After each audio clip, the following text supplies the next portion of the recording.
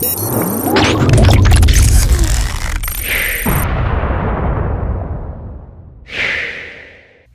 folks, Ryan Bornowitz here with another Driveway Dime.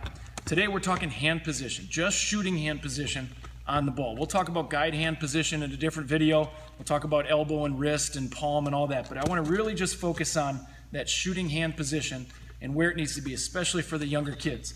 So as I hold the basketball here, if this is the center of the ball where we've got the valve where you pump up the basketball, and I've studied this a lot. I've spent a lot of time freezing and slow motioning and really looking at good shooters and where do they end up with their hand position.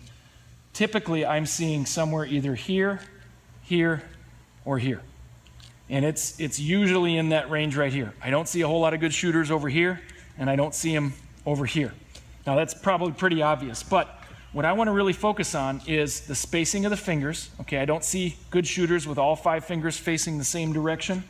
I see them more here, so that when the ball comes up, I've got control, and the elbow can sit underneath the ball. If my hand's here, my fingers are all facing the same way, when I move my hand, I have 0 control, and I'm just kind of pushing it up there.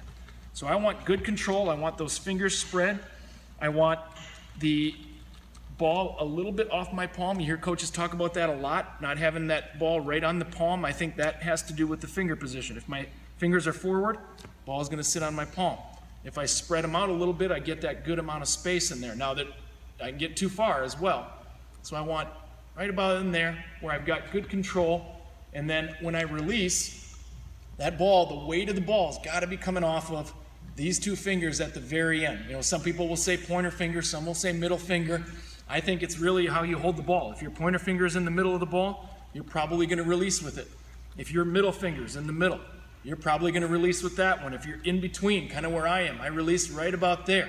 So I don't think that's as big a deal as making sure that that thumb and pinky are involved. You've got good control, and that palm is not tucked on the ball with all 5 fingers forward.